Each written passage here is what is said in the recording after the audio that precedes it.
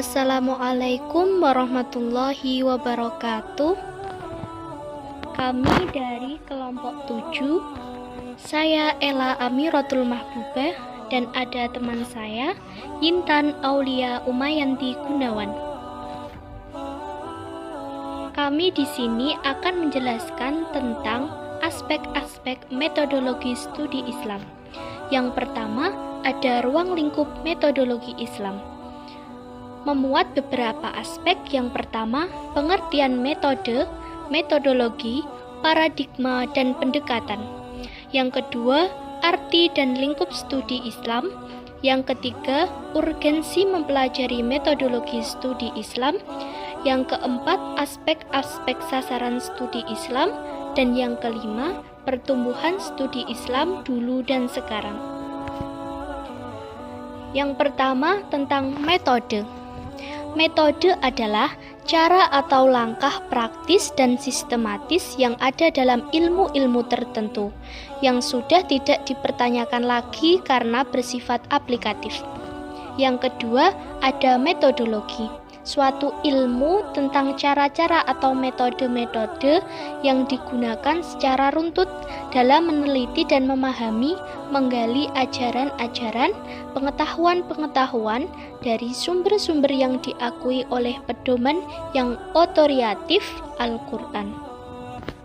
Yang ketiga, ada pendekatan, merupakan cara pandang atau hasil pemikiran seseorang yang digunakan untuk mengkaji dan mengamati sekaligus memahami Islam mendalam dengan teori-teori tertentu. Yang keempat, ada paradigma, adalah suatu kerangka atau konseptual nilai, teknik, dan metode yang disepakati dan digunakan dalam memahami atau mempersiapkan segala sesuatu. Studi Islam adalah pengetahuan yang dirumuskan dari agama Islam yang dipraktekkan dalam sejarah dan kehidupan manusia. Pengetahuan agama tersebut sepenuhnya diambil dari ajaran-ajaran Allah dan Rasul-Nya, secara murni tanpa dipengaruhi sejarah.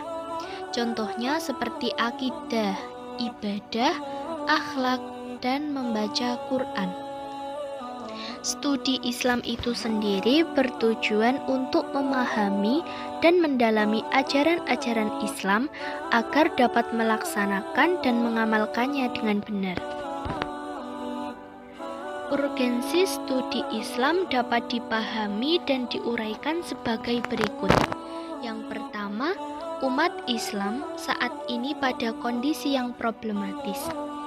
Dalam problematis ini, jika mereka hanya berpegang pada ajaran-ajaran Islam hasil penafsiran ulama terdahulu, berarti mereka mengalami kemandekan intelektual yang suram dalam menghadapi masa depan.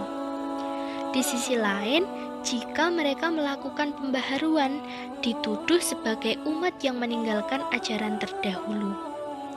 Dengan melalui pendekatan rasional objektif Islam, diharapkan memberikan alternatif, pemecahan masalah, atau jalan keluar dari kondisi yang problematis ini. Yang kedua, umat manusia dan peradabannya berada dalam suasana problematis tersebut. Pesatnya perkembangan ilmu pengetahuan dan modern membuka era pada kondisi seperti ini. Manusia membutuhkan manusia, adanya aturan-aturan, nilai-nilai, dan norma-norma serta pedoman dan pandangan hidup yang universal dan diakui atau diterima oleh semua bangsa. Aspek-aspek sasaran studi Islam. Yang pertama, ada aspek sasaran keagamaan. Pertama, untuk memahami dan mendalami serta membahas ajaran-ajaran Islam agar mereka dapat melaksanakan dan mengamalkannya secara benar, serta menjadikannya sebagai pedoman hidup. Yang kedua, ada aspek sasaran keilmuan. menjadikan ajaran-ajaran Islam sebagai wacana secara trans yang dapat diterima oleh semua kalangan. Pertumbuhan studi Islam dulu dan sekarang. Pada masa inilah, ilmu-ilmu keislaman mulai dikaji dengan pendekatan metodologi. Yang pertama, ada ilmu kalam. Ilmu ini sangat penting karena membahas tentang firman Allah. Dasar ilmu ini adalah dalil yang bersumber dari logika dan pengaruh dalil-dalil tersebut tampak jelas. Ilmu kalam untuk membedakan dengan ilmu logika dan filsafat. Yang kedua, ada ilmu usul fikih. Ilmu ini sangat penting karena tidak dimiliki oleh umat lain. Substansi objek kajian ilmu usul fikih ini adalah metode pengambilan hukum. Yang ketiga, ada ilmu hadis. Pada saat itu, ilmu hadis mulai dibukukan pada masa Khalifah Umar bin Abdul Aziz. Yang keempat, ada ilmu tafsir. Perkembangan ilmu tafsir dari segi penulisan dapat dilihat dalam 3 periode. Yang pertama, pada masa Rasulullah dan sahabat, tafsir tidak tertulis secara umum, hanya dengan lisan.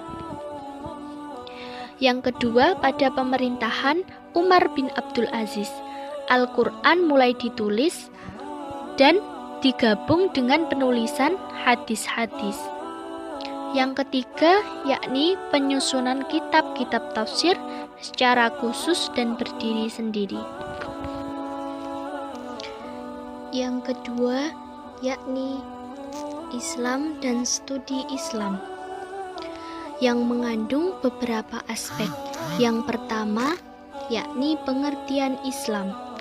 Yang kedua, universalisme Islam. Yang ketiga, dimensi baru dari kedatangan Islam. Yang keempat, Islam sebagai jalan tengah. Yang kelima, agama dan peradaban umat manusia. Dan yang terakhir, Islam menyatukan bangsa-bangsa dunia. Kita mulai dari pengertian Islam. Kata Islam berasal dari kata salima yang artinya selamat. Dari kata salima terbentuklah aslama yang memiliki arti menyerahkan diri, tunduk atau patuh. Pemeluknya disebut dengan muslim. Sedangkan menurut terminologis Islam secara istilah maknawi adalah agama wahyu yang berisikan ketauhidan atau keesaan Tuhan yang diturunkan oleh Allah Subhanahu wa taala kepada Nabi Muhammad sallallahu alaihi wasallam sebagai utusan Allah yang terakhir dan berlaku bagi seluruh manusia. Islam hakikatnya juga membawa ajaran-ajaran yang bukan hanya mengenai dalam satu segi, akan tetapi mengenai berbagai segi kehidupan manusia. Dari ajaran-ajaran yang mengandung berbagai aspek itu termuat dalam Al-Quran dan hadis. Universalisme dalam Islam adalah umat Islam itu utuh dan merupakan satu kesatuan walaupun berbeda-beda suku, bangsa, dan bahasa. Universalisme yakni mengajarkan kepercayaan kepada Tuhan dan hari akhir, menyeluruh berbuat baik, dan mengajak kepada keselamatan. Universalisme Islam yang sempurna itu jika mengandung 5 buah jaminan dasar. Yang pertama, keselamatan fisik. Kedua, keselamatan agama. Ketiga, keselamatan keluarga. Keempat, keselamatan harta. Dan kelima, keselamatan profesi. Kedatangan Islam telah memberikan banyak dimensi-dimensi baru pada agama-agama lain. Hal ini menunjukkan bahwa Islam adalah agama Allah melalui utusannya, yaitu Nabi Muhammad SAW untuk umat manusia. Ajaran Islam tidak hanya untuk kehidupan setelah mati, tetapi juga mengatur kehidupan yang berada di dunia. Semuanya terdapat dalam Al-Quran, baik yang berhubungan manusia dengan Allah, yakni hablu minallah, contohnya seperti sholat, puasa, dan hubungan manusia dengan manusia, yakni hablum minan nas, contohnya seperti perceraian, kehidupan sosial, dan peradilan. Islam sebagai jalan tengah. Dalam ini pemikiran wasatiyah yang dibawa oleh aliran ahlu as-sunnah wal jamaah sangat berjasa. Ini seharusnya pegangan berurusan masyarakat Islam dan terus dipertahankan di alam Melayu. Karena penting bagi memastikan umat Islam di alam Melayu terus berada dalam keadaan aman dan sejahtera, tanpa sembarang pertingkahan dan perbalahan dengan isu-isu yang merugikan umat, dan sekaligus membuka laluan untuk musuh-musuh meruntuhkan barisan umat. Sesungguhnya masa khilafiyah adalah bukan isu sebenar umat Islam. Pemikiran wasatiyah telah memainkan peranan penting, terutamanya dalam mendidik masyarakat Islam di rantai ini, mementingkan keselamatan sosial dan menghargai keamanan global. Agama dan peradaban Islam. Kemunculan agama Islam, terutama agama-agama misi atau dakwah di tengah-tengah kehidupan manusia, itu telah membentuk karakteristik peradaban tersendiri yang dapat mendorong terjadinya benturan peradaban atau disebut class of civilization. Namun demikian, toleransi antara peradaban tersebut perlu dilaksanakan.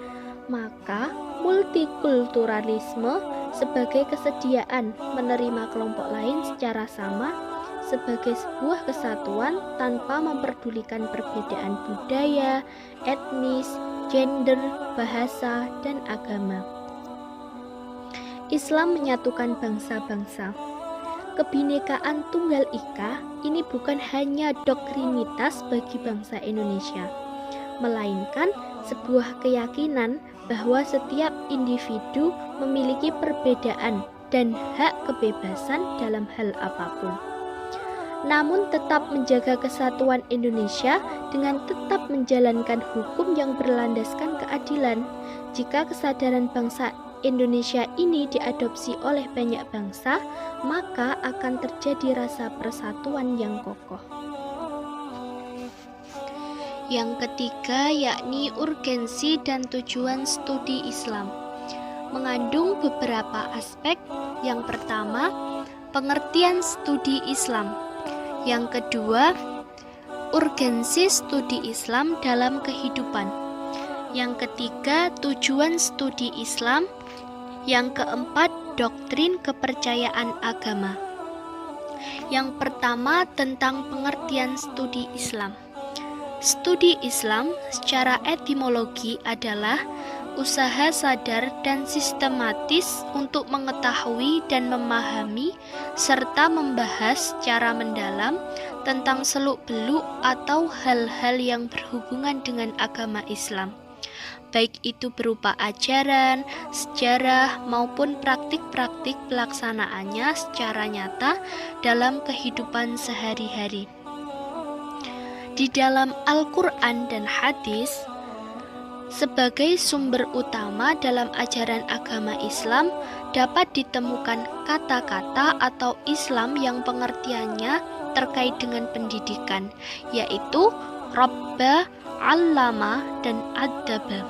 Rabba itu sendiri yakni mengasuh, mendidik, dan memelihara. Allama berarti mengajar, dan Adaba berarti mendidik dengan budi pekerti. Urgensi dari studi Islam yaitu munculnya perbedaan pandangan antara insider dan outsider yang memerlukan jalan tengah. Umat Islam saat ini berada dalam kondisi problematik. serta umat manusia dan peradabannya berada dalam suasana yang problematis.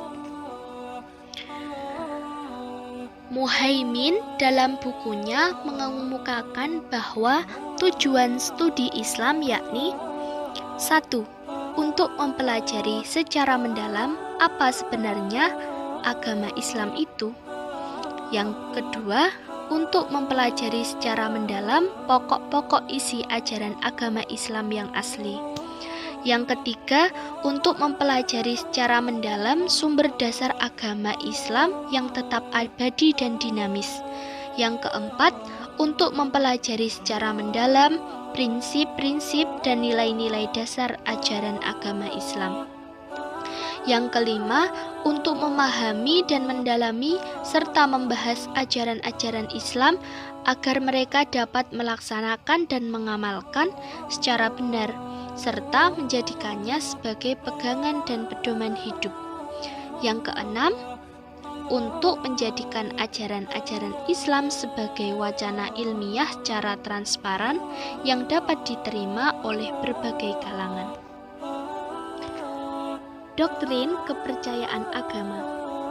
Dalam konteks doktrin, agama selalu menjadi akidah, yakni sebagai suatu kepercayaan kepada Allah, suatu ikatan, kesadaran, dan penyembahan secara spiritual kepadanya. Sebagai suatu akidah, agama memiliki prinsip-prinsip kebenaran yang dituangkan dalam bentuk doktrin. Yang keempat, tentang studi kawasan Islam mempunyai beberapa aspek. Yang pertama, pengertian asal-usul studi kawasan Islam. Yang kedua, orientalisme. Yang ketiga, dunia Islam sebagai objek studi antara timur dan barat. Yang keempat, problem dan prospek pendekatan studi Islam. Adanya perkembangan studi dan pembentukan wilayah Islam menjadi sebuah pendekatan untuk menyebarluaskan Islam dari suatu wilayah ke wilayah lain. Asal-usul dan perkembangan studi pembentukan wilayah bertujuan agar dapat mempelajari latar belakang budaya di wilayah tersebut, cara hidup masyarakat, tentang pola pikir, dan ciri khas dari suatu masing-masing wilayah, terutama di era globalisasi ini yang telah meruntuhkan kewilayahan. Studis adalah bentuk jamak dari studi. Kata ini menunjukkan bahwa kajian yang dilakukan terhadap sebuah wilayah tidak hanya terbatas pada suatu bidang kajian, melainkan terdiri dari berbagai bidang. Orientalisme sendiri berasal dari kata-kata Prancis, yakni orient, yang berarti timur. Kata orientalisme berarti ilmu-ilmu yang berhubungan dengan dunia timur. Orang-orang yang pelajari dan mendalami ilmu tersebut disebut orientalis atau ahli ketimuran. Kajian orientalisme mempunyai karakter khusus, dibagi menjadi dua. Yang pertama, orientalisme adalah suatu kajian yang mempunyai ikatan secara erat hubungannya dengan kolonial barat, khususnya kolonial Inggris dan Perancis. Yang kedua, orientalisme merupakan gerakan yang mempunyai ikatan yang sangat kuat dengan gerakan kristenisasi. Oksidentalisme diciptakan untuk menghadapi westernisasi, yang diantaranya dijalankan melalui orientalisme, yang memiliki pengaruh luas tidak hanya pada budaya dan konsepsi kita tentang alam, tetapi juga mengancam kemerdekaan peradaban kita serta seluruh gaya hidup. Sejarah pertumbuhan dan perkembangan kajian keislaman ala barat dapat diidentifikasi dalam 3 tahap, yaitu tahap teologis, tahap politis, dan tahap saintis. Yang pertama, tahap teologis dapat dilacak sejak awal Islam, di mana kemunculan dan kedatangannya mendapat respon langsung dari pemeluk agama lainnya. Sedangkan yang kedua pada abad ke-12, ketika terjadi Perang Suci atau Perang Salib, kajian keislaman atau Islamic Studies dilakukan dengan tujuan politik sekaligus misionaris. Kombinasi tujuan mempelajari Islam tersebut tidak bisa dilepaskan dari upaya menghadapi peradaban Islam. Studi Islam di negara-negara barat diselenggarakan di beberapa negara. Yang pertama di Kanada dan yang kedua di Amerika Serikat. Pendidikan Islam di Indonesia dihadapkan pada tantangan semakin berkembangnya model-model pendidikan yang diselenggarakan oleh berbagai lapisan masyarakat, dari tingkat yang paling dasar seperti Madrasah Ibtidaiyah atau MI hingga perguruan tinggi seperti UIN, IAIN, STAIN, dan PTAI. Ada 3 kecenderungan pendekatan Islam dewasa ini. Pertama, studi Islam dengan pendekatan non-madhabi. Kedua, studi Islam dengan pendekatan historis, empiris, dan sosiologis. Dan yang ketiga, kecenderungan studi Islam dengan pendekatan barat. Pendekatan studi Islam dibagi menjadi 8. Yang pertama, pendekatan teologis. Yang kedua, pendekatan antropologis. Yang ketiga, pendekatan sosiologis. Yang keempat, pendekatan filosofis. Yang kelima, pendekatan historis. Yang keenam, pendekatan kebudayaan. Yang ketujuh, pendekatan psikologis. Dan yang kedelapan, pendekatan interdisipliner. Pendekatan studi Islam, suatu cara kerja untuk memudahkan seseorang mengetahui dan mendalami Islam secara luas dan menyeluruh, agar tidak muncul pola pikir yang dangkal. Pendekatan studi Islam. Yang pertama, pendekatan teologis. Pendekatan teologis ini berkaitan dengan pendekatan noratif, yaitu suatu pendekatan yang memandang agama dari segi ajarannya yang pokok dan asli dari Tuhan, yang di dalamnya belum terdapat penalaran pemikiran manusia. Yang kedua, pendekatan antropologi. Antropologi adalah salah satu disiplin ilmu dari cabang ilmu pengetahuan sosial yang memfokuskan kajiannya pada manusia. Yang ketiga, ada pendekatan sosiologis. Di dalam pendekatan sosiologis ini terdapat karakteristik dasar pendekatan. Yang pertama, stratifikasi sosial seperti kelas dan etnisitas. Yang kedua, kategori biososial seperti seks, gender, perkawinan, keluarga, masa kanak-kanak, dan usia. Yang ketiga, pola organisasi sosial meliputi politik, produksi ekonomis, sistem pertukaran, dan birokrasi. Dan yang keempat, proses sosial seperti formasi batas, relasi intergrup, interaksi personal, penyimpangan, dan globalisasi. Yang keempat, pendekatan filosofis. Filosofis sebagai pendekatan agama pada umumnya dapat dinyatakan memiliki 4 cabang, yakni logika, metafisik, epistemologi, dan etika. Yang kelima, ada pendekatan historis. Untuk mengetahui dan memahami serta membahas secara mendalam tentang seluk-beluk atau hal-hal yang berhubungan dengan agama Islam, baik berhubungan dengan ajaran, sejarah, maupun praktik-praktik pelaksanaannya secara menyeluruh dalam kehidupan sehari-hari sepanjang sejarahnya. Yang keenam, ada pendekatan kebudayaan. Kebudayaan yang berkembang di masyarakat tempat agama itu berkembang, dengan melalui pemahaman terhadap kebudayaan seseorang akan dapat mengamalkan ajaran agama. Semisal seperti contoh, kebudayaan berpakaian, bergaul, bermasyarakat, dan lain-lain. Yang ketujuh, ada pendekatan psikologis.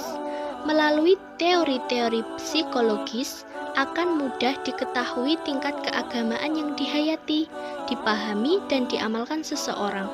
Selain itu, psikologi juga dapat digunakan sebagai alat untuk memasukkan agama ke dalam jiwa seseorang sesuai dengan tingkat usianya. Yang kedelapan, pendekatan interdisipliner.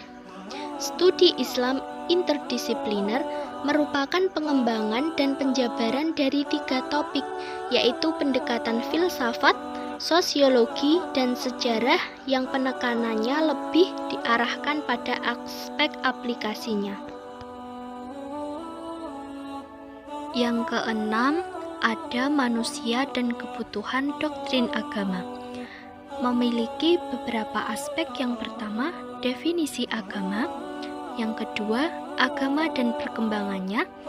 Yang ketiga, kebutuhan manusia terhadap agama. Yang keempat, fungsi agama dalam kehidupan. Dan yang kelima, rasa ingin tahu manusia. Yang pertama, pengertian agama. Agama pada dasarnya merupakan suatu peraturan Tuhan yang mendorong jiwa seseorang yang memiliki akal untuk memegang peraturan Tuhan itu dengan kehendaknya sendiri, untuk mencapai kebaikan hidup dan kebahagiaan kelak di akhirat. Agama dikelompokkan menjadi 2 berdasarkan sumbernya. Yang pertama, agama ilmiah atau agama budaya. Agama ini merupakan hasil renungan dan pemikiran yang mendalam tentang hidup dan kehidupan. Yang kedua, ada agama samawi. Agama samawi ini adalah agama langit, yakni agama yang berasal dari wahyu Allah kepada Rasul untuk disampaikan pada umat manusia. Pengelompokan agama menurut sifat dan kondisi masyarakat penganutnya terbagi menjadi agama primitif. Yang pertama ada dinamisme, yang kedua ada animisme, yang ketiga ada politeisme, yang keempat ada monoteisme. Itu semua merupakan tentang agama dan perkembangannya. Kebutuhan manusia terhadap agama. Ada 3 alasan yang melatar belakangi perlunya manusia terhadap agama. Yang pertama, latar belakang fitrah manusia, bahwa agama adalah sebuah kebutuhan fitrah bagi manusia. Yang kedua, kelemahan dan kekurangan manusia. Di dalam Al-Quran menegaskan bahwa nafs berpotensi positif dan negatif. Namun hakikatnya potensi positif manusia lebih kuat daripada potensi negatifnya. Yang ketiga, tantangan manusia.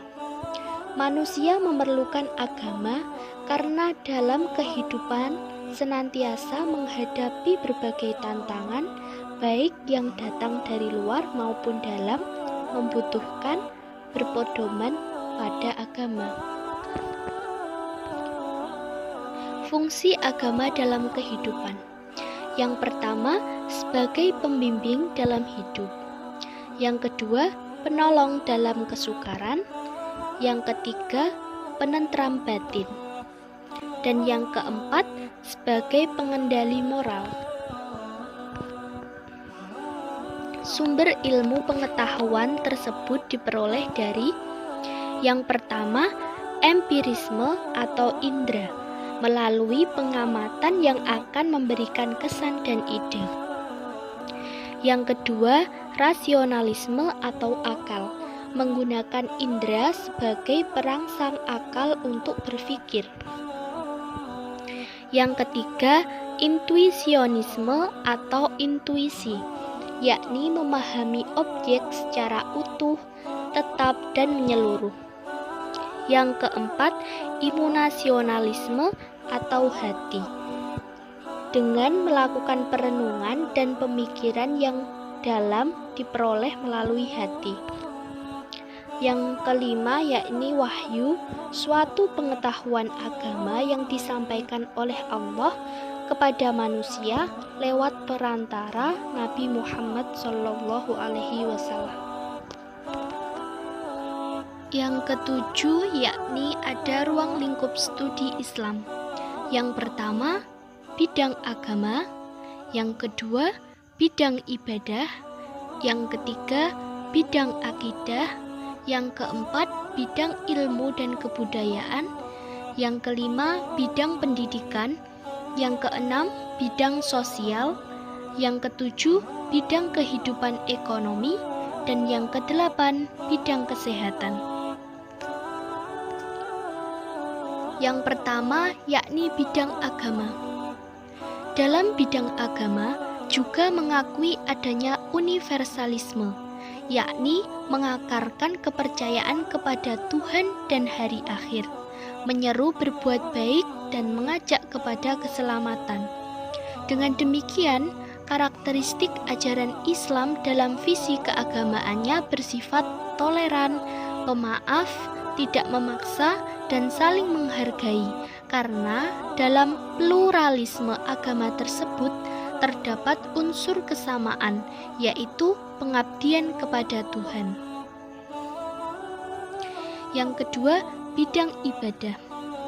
Ibadah adalah sebagai upaya mendekatkan diri kepada Allah Subhanahu wa Ta'ala dengan menaati segala perintahnya dan menjauhi segala larangannya. Ibadah dibagi menjadi dua, yakni ibadah umum dan ibadah khusus. Ibadah umum itu sendiri adalah segala amalan yang diizinkan oleh Allah. Dan ibadah khusus yakni yang telah ditetapkan Allah Subhanahu wa Ta'ala akan perincian-perinciannya, tingkat dan cara-cara yang tertentu. Yang ketiga, bidang akidah. Inti akidah adalah tauhid kepada Allah. Tauhid berarti satu atau esa, yang merupakan dasar kepercayaan yang menjiwai manusia dan seluruh aktivitasnya, yang dilakukan manusia semata-mata kepada Allah, terbebas dari segala bentuk perbuatan syirik atau menyekutukan Allah Subhanahu wa Ta'ala. Yang keempat, ada bidang ilmu dan kebudayaan. Islam demikian kuat mendorong manusia agar memiliki ilmu pengetahuan dengan cara menggunakan akalnya untuk berpikir, merenung, dan sebagainya.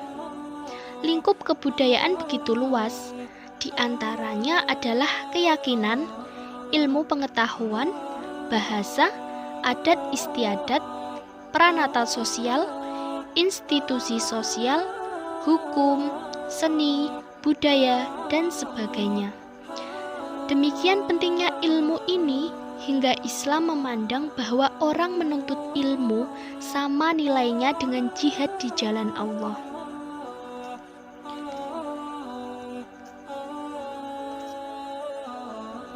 Yang kelima ada bidang pendidikan. Pendidikan mengantarkan manusia pada derajat yang tinggi, yaitu orang-orang yang berilmu. Ilmu yang dipandu dengan keimanan, inilah yang mampu melanjutkan warisan berharga berupa ketakwaan kepada Allah Subhanahu wa Ta'ala. Tujuan utama dalam pendidikan Islam itu sendiri adalah agar manusia memiliki gambaran tentang Islam yang jelas, utuh, dan menyeluruh. Interaksi di dalam diri ini membuat pengaruh kepada penampilan, sikap, tingkah laku, dan amalnya, sehingga menghasilkan akhlak yang baik. 6. Yang keenam ada bidang sosial. Karakteristik ajaran Islam di bidang sosial bahwa Islam mengajarkan setiap manusia untuk hidup damai dan sejahtera. Lebih khususnya di bidang ini, Islam menjunjung tinggi tolong-menolong, saling menghargai tentang hak dan kewajiban, kesetiakawanan, egaliter atau kesamaan derajat, tenggang rasa, dan kebersamaan. Atas dasar ukuran ini, maka dalam Islam semua orang memiliki kesempatan yang sama. Yang ketujuh ada bidang ekonomi. Yang pertama, bersumber dari Allah dan agama. Yang kedua, ekonomi pertengahan dan berimbang. Yang ketiga, ekonomi berkecukupan dan berkeadilan. Dan yang keempat, ekonomi suatu pertumbuhan dan barokah. Tidak boleh seorang muslim memonopoli bahan makanan dan sebagainya dari barang-barang yang dibutuhkan manusia. Kenapa? Karena ia menginginkan untuk dapat menjualnya dengan harga yang berlipat dari harga biasanya, atau bisa disebut dengan menipukan, menjual berlipat lebih dari harga yang biasanya. Akan membuat orang itu rugi. Yang kedelapan, ada bidang kesehatan. Islam sangat memperhatikan kesehatan dengan cara yang pertama, mengajak dan menganjurkan untuk menjaga kebersihan diri dan lingkungan. Dan yang kedua, mempertahankan kesehatan yang dimiliki seseorang agar tetap sehat. Ajaran Islam tentang kesehatan berpedoman pada prinsip pencegahan lebih baik daripada mengobati, atau bisa disebut al-waqayah khair minal al-ilaf.